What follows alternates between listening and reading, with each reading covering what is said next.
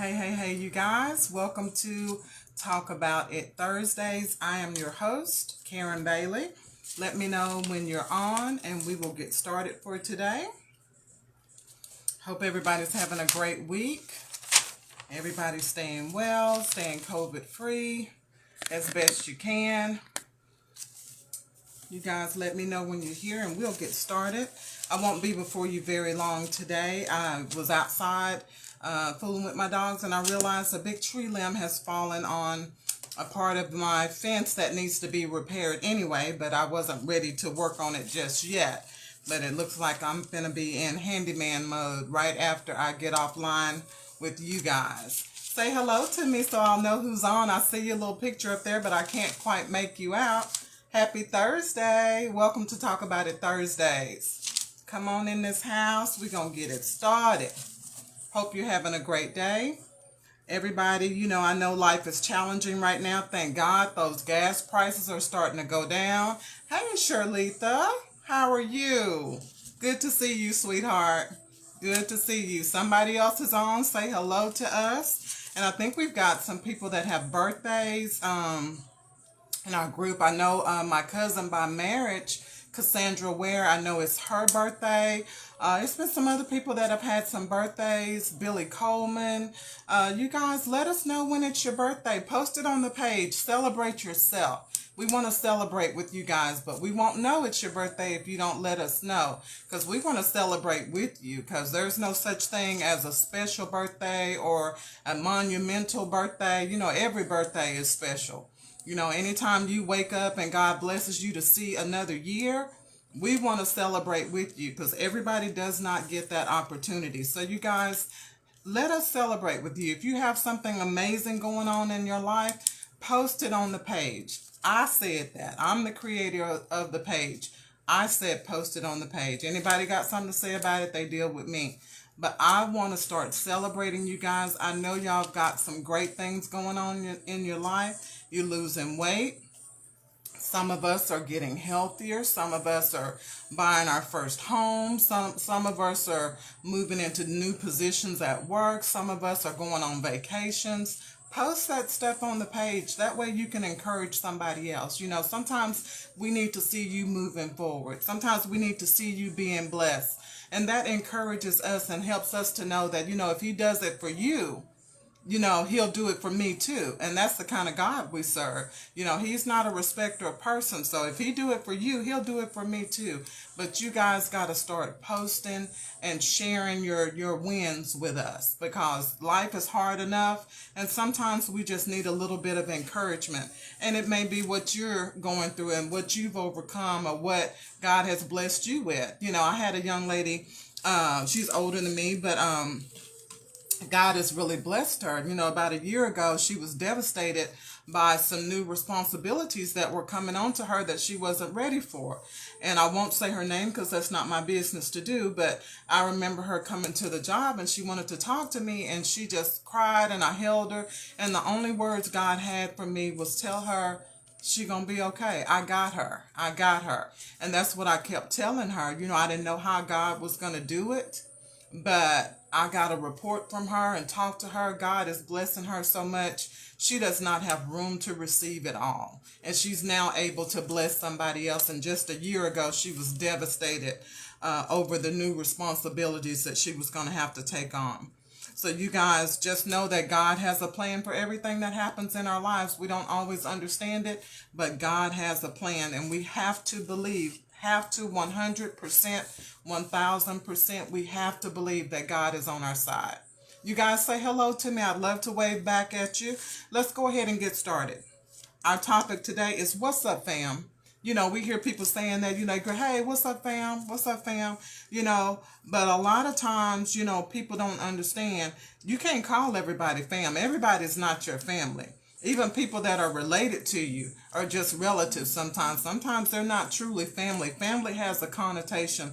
Family has a sacredness, all its own. So be careful about who you calling fam. And also we want to talk about three things today. Excuse me, y'all. My mouth is so dry. I've been trying to drink water today and I have epic failed. We're going to talk about familiarity, the pros and cons of that.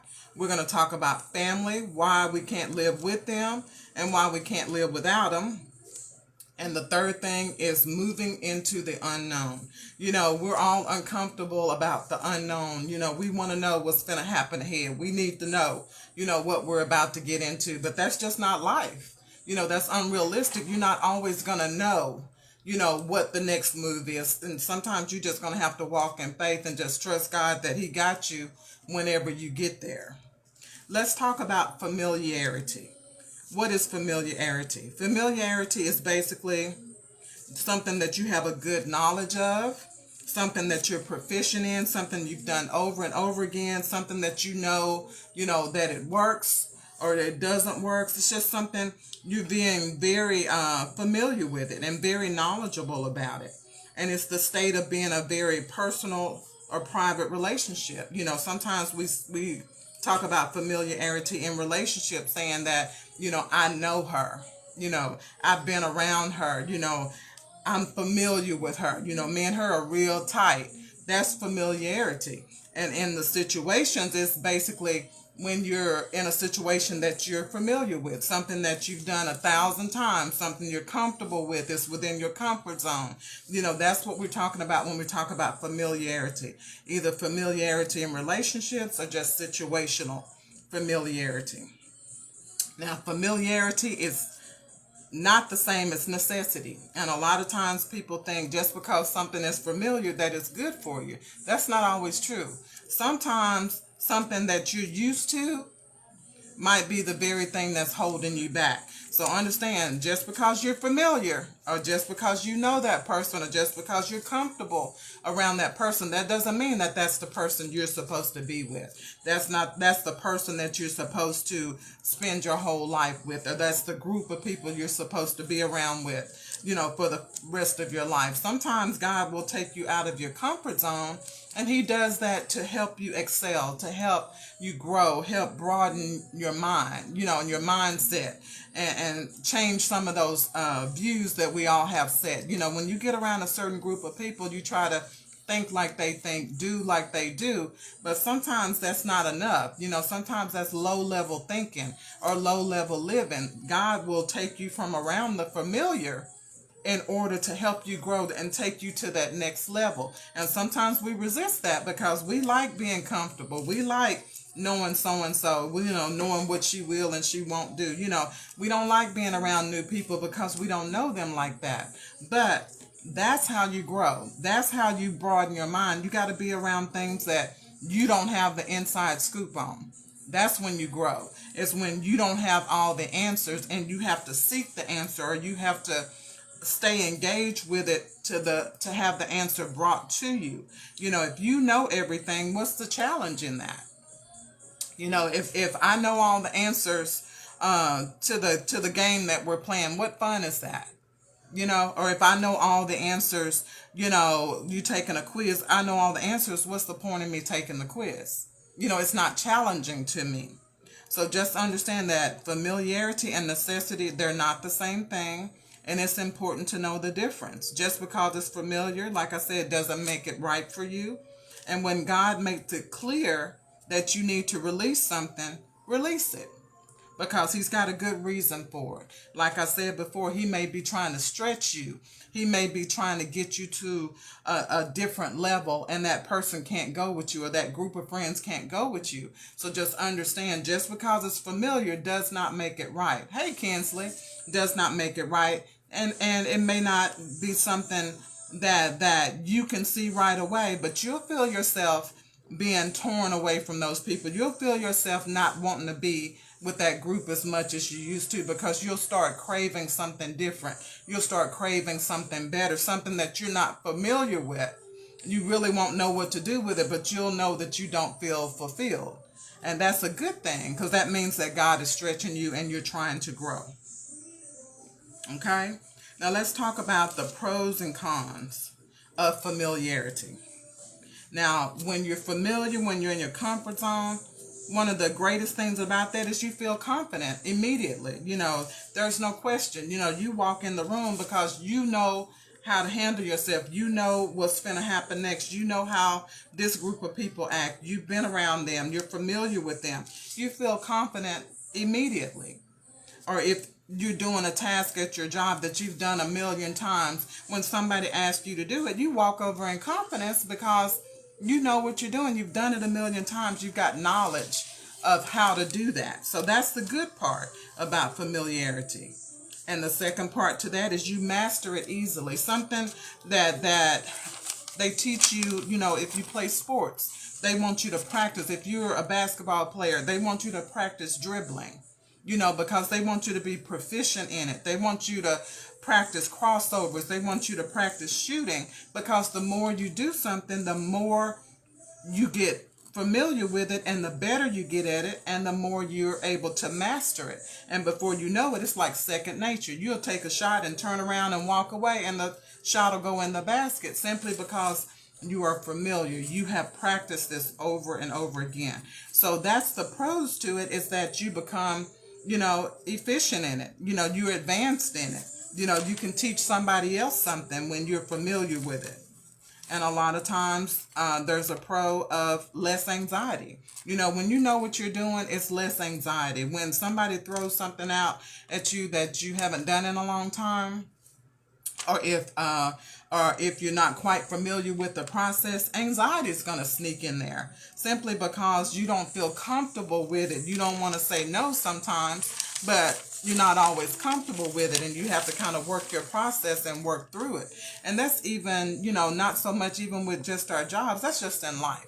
Those of us that don't date very much, when you haven't dated in a while, and then you got to step back into that arena of dating, it's very uncomfortable. It's very, anxiety is high because you're walking into something that's changed. You may have been single 20 years ago, and now here you're stepping into the arena and you're single now. So much has changed over the last 20 years. People don't communicate the same. A lot of times people don't communicate at all. Everything is technology, texting. A lot of things are not going to be familiar, and that's why a lot of people shy away from dating. Hey, Rashida, it's because they're afraid, because they don't know the lingo. They don't know how to move in this society that we have now, because dating is so different.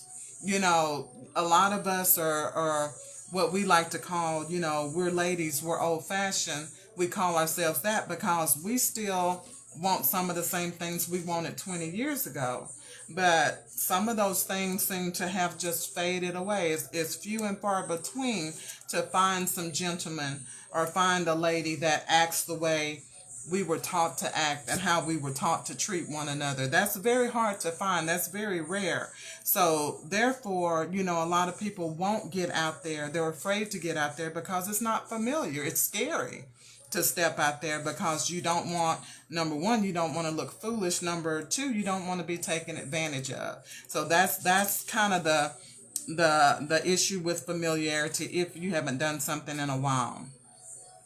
And then familiarity, we trust it. It's dependable, and we know if it'll work and if it won't. Hi, Alva. That's the pros of having something familiar, being around things that are familiar to you. You know how it works. You feel confident in it.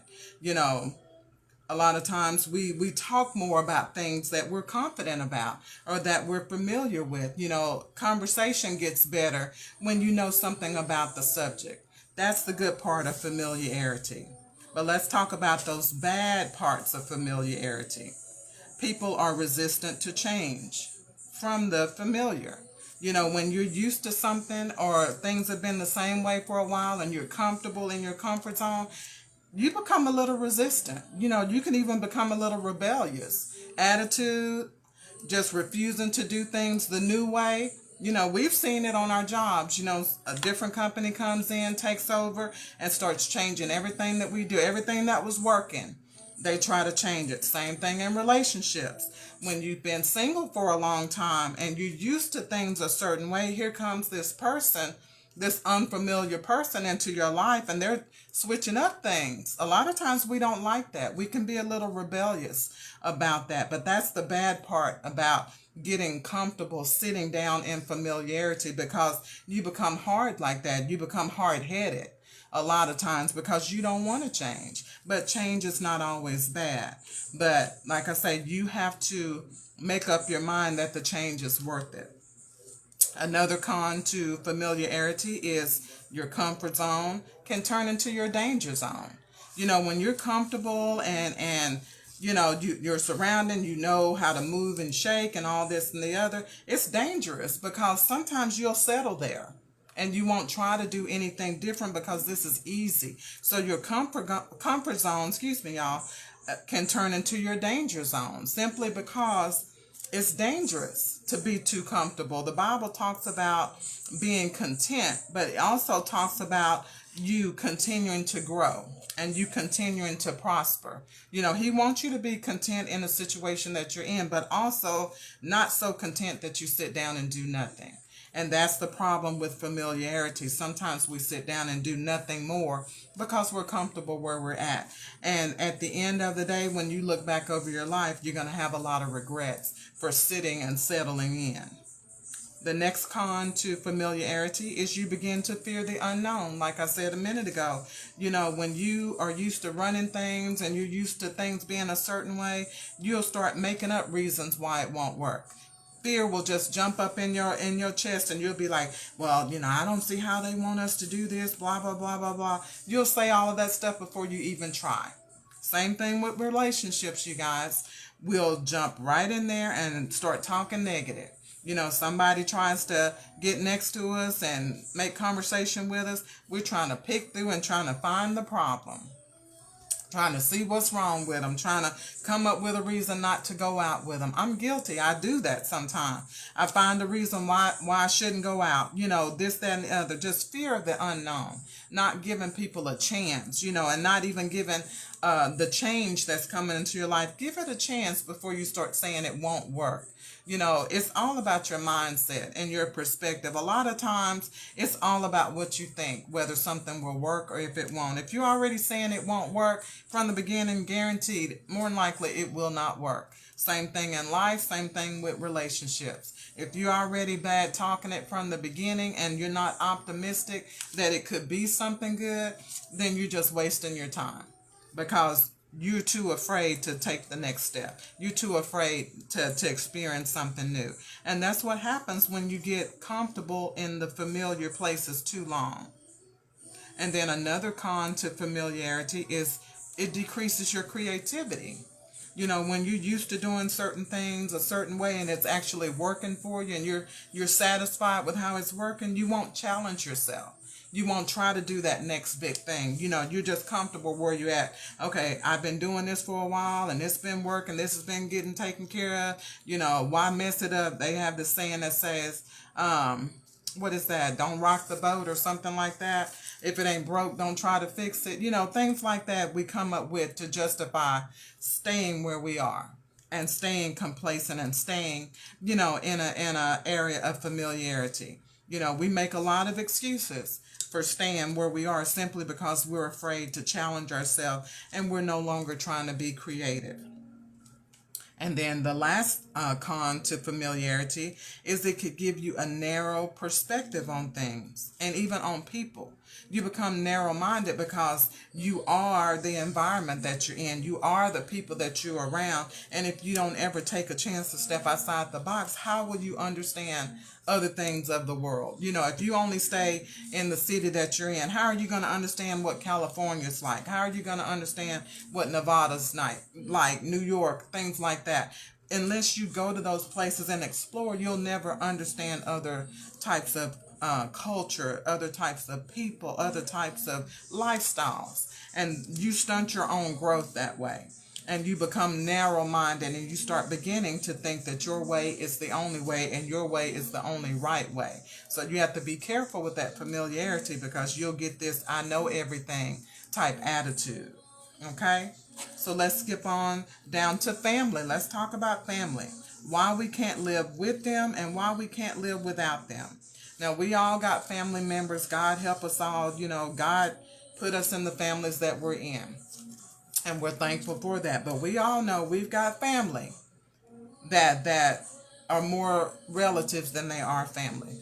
family is ordained by God. Family has a specific significance. That's why we call certain friends family. And we say, what's up, fam? Hey, fam. You know, we say those things because they have showed you that they're trustworthy. They have showed you that they love you. They have showed you that they support you.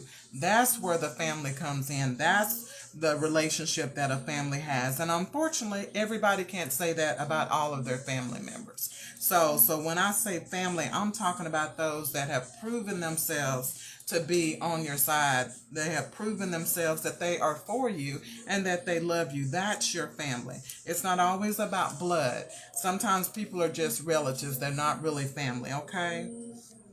And God gave us our family. It's ordained by God.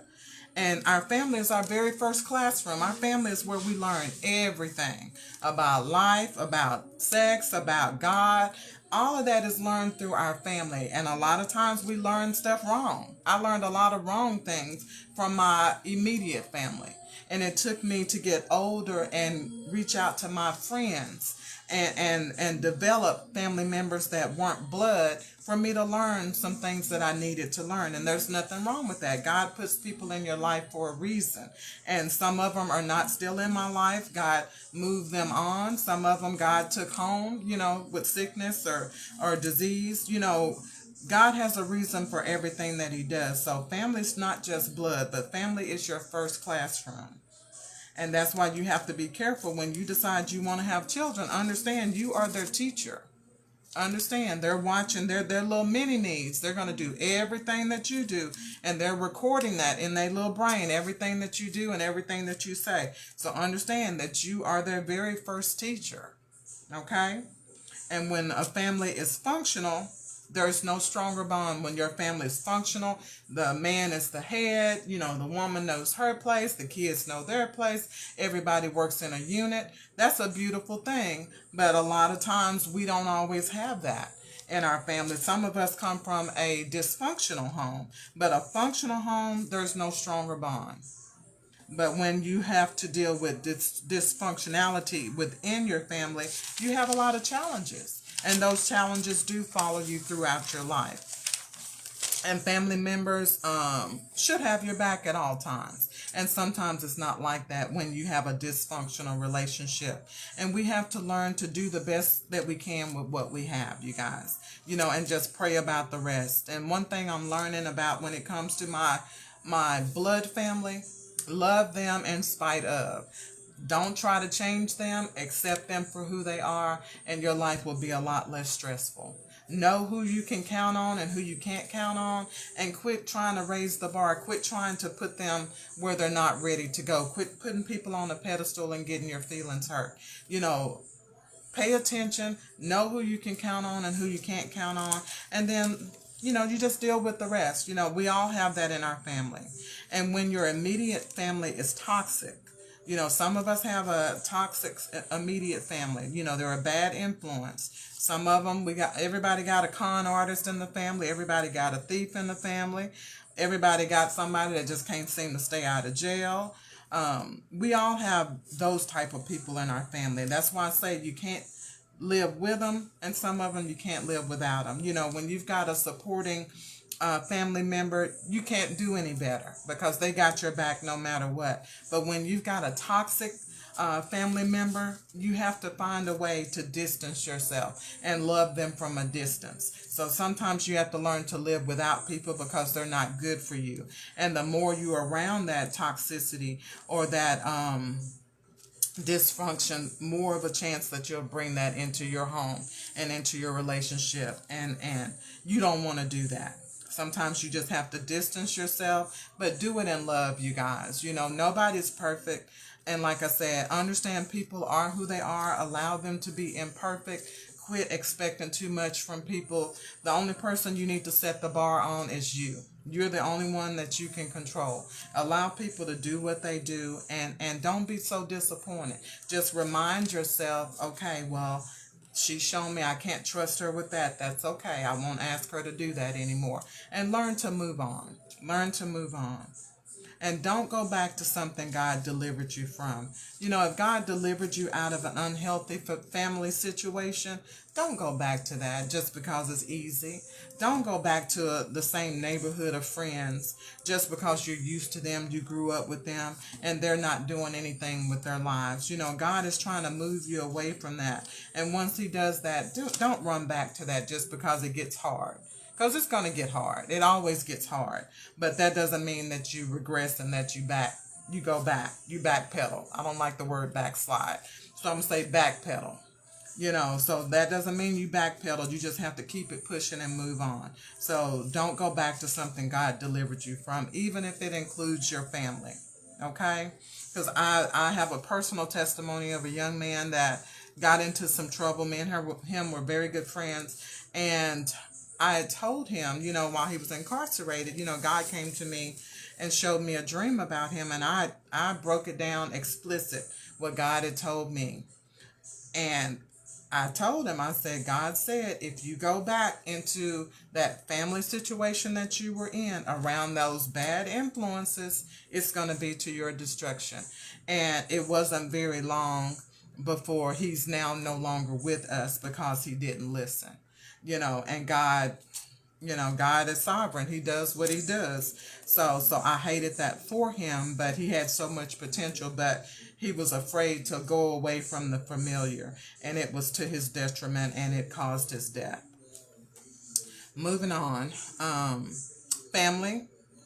We talked about family being someone who's related to you by blood or someone that you're very close to, that you trust, that has proven themselves to you, that you have a strong bond with. And there are certain things that families should not do, whether they're blood or whether they're just friends that you consider family. First of all, they shouldn't stand around and allow others to talk about you without coming to your defense. Anybody that can stand around and listen to people talk about you is truly not your friend. I had a young lady that was a patient, and she was getting her blood drawn, and she was messing with me, and I didn't know it. And she was talking to the lady in the lab, and she mentioned one of my close friends, Miss Sandra, that's on here. And she was just playing, but she said something about Sandra. I came from my desk. I came over there where she was. I said, okay, well, let's get this straightened out. You know, and she just started laughing. And she's like, girl, I'm just playing with you. I love her to death. I said, okay now. I said, don't play like that. You know, that's what family does. You know, you're not going to just sit up and allow people to say any and everything and disrespect somebody that you consider to be family, whether blood or friendship. You know, that's something that you do not do if you call yourself someone's family. Another thing that you do not do is you should never betray that person's trust. Nothing is more important than respecting somebody that you love. Nothing is so wonderful that will take the place of having somebody be able to trust you, love you, cherish you, and share things with you. Because I promise you, once you get that thing that you betrayed them for, just like Judas, he got that silver and he lost his relationship with Jesus. He couldn't take it. He couldn't take it. That's how devastating it is when you know you had something good, when you know you had something really tight that God has put together, and you betray it for something. You can't get that back, and sometimes you don't ever get another relationship like that. So when somebody calls you fam and say, I love you fam, or you're blood related to somebody, don't do that to them. Don't break that bond. There's nothing in the world. There's no money that's worth losing that type of bond, because that bond is hard to find, and you may only get it once in a lifetime. And another thing family should never do, a family member should never try to block your blessing. You know, they should never be jealous of you to where they're trying to make sure that you don't succeed or try to do things to sabotage you. That's something family does not do. And we as a race of people, and I'm talking to my people, we need to stop that, because I see a lot of that going on where we're trying to outdo each other and trying to not support this person, not support that person because we don't like them, this, that, and the other. That's not for you to do. Don't block somebody else's blessing, because you never know. you blessing them or you getting out of the way, they might be able to bless you someday. So a lot of times you're hurting yourself, but a true family member or a true friend will not block your blessing. And number 4, should never be too busy when you're in need. Now, a true family member and a true friend, when you really, really need them and you express that you have a need, they should not be too busy to try to meet you at that need as much as they can, or be there. Even if they can't help you financially, they need to be there to show you some support. You're never too busy for somebody that you love. You make time for whatever you want to make time for. You can make time for them. That's when you know somebody's truly your family. Okay? And let's go on to moving into the unknown. And you won't grow until you step into the unknown. That's just the fact of it. You don't grow standing still. You don't grow being in a familiar place. You've got to step outside the box. You've got to challenge yourself, or else you really don't grow. So you've got to step into the unknown. And familiarity, it helps you maintain, but stepping into something new is what helps you develop and helps you grow. And it may be scary, but if you have confidence in yourself and you have confidence in the God who created you, you have nothing to fear. And ask God to go with you. Pray about that thing. If you have fear, ask God to help you to calm that fear down. And ask God to help your unbelief. You know, we all have unbelief about things. I've had things happen. I was like, Lord, I know what you said, but I'm having trouble believing that. Please help my unbelief. And God knows that we're human. We're going to waver sometimes, and we're not going to always think that what he says is going to happen. But that's where prayer comes in. And fear, we all know that it's not of God. It's a joke. And when you think about it, think about how we do things just in blind faith every day. I'm going to give you 2 examples. First thing we do in blind faith, we get up and we go get in our car, crank it, and drive away. We don't worry about if the car is going to blow up. That car is full of gasoline. It's flammable. But we don't think for 1 minute that car, we could crank that car and that whole car blow up. We got blind faith. And another thing is when you go to sit down on furniture, do you think about, oh, is this furniture going to be able to hold me? No, you just grab a chair and you just sit down, just trusting that the person that made that chair made it well enough to hold you. That's blind faith. And the third thing is when we go out to eat and when we go through these fast food restaurants, we don't give a thought about who's back there preparing our food, who's washed their hands. We just sitting down eating. We just ready to eat. We may bless our food, but at the same time, you don't know what's going on behind closed doors, but we eat it anyway. So just know that we have blind faith. So when we wake up every day, that's basically to something new, because nobody knows what's going to happen in the new day. You know, so we get up, we do what we need to do, and we keep going. But it's when we start thinking about things too much, that's when fear shows up. That's when it comes in. When we start overthinking things, fear comes in. And that's why God says to fear not. Okay? And understand, new things come from God. God talks about brand new mercies. He's talking about a new heaven, a new earth in the Bible. New things come from God. New things come into your life so that you can let go of some of those old things. We just got to be willing to do that. And understand that joy also comes from facing the unknown. You know, when you challenge yourself and you meet that challenge or you exceed that challenge, you're happy with yourself. You're proud of yourself. You have joy, you know, because you did something that you didn't think you could do. And weeping may endure for a night. And what does God say in his word? But joy comes in the morning. So even weeping has an end. We look for that new morning to where the weeping will stop and we'll get our joy back. So those are the benefits, you guys, of stepping into the unknown. Whether it be scary or not, take God with you and ask God to hold your hand as you walk through, and ask God to prepare the way. He's faithful and he's just. He'll do that. And our final thought for today is life is about a balance. Every day we're juggling life. No matter what it is, whether it's from the kids to school to work, you know, church, we're balancing all day long.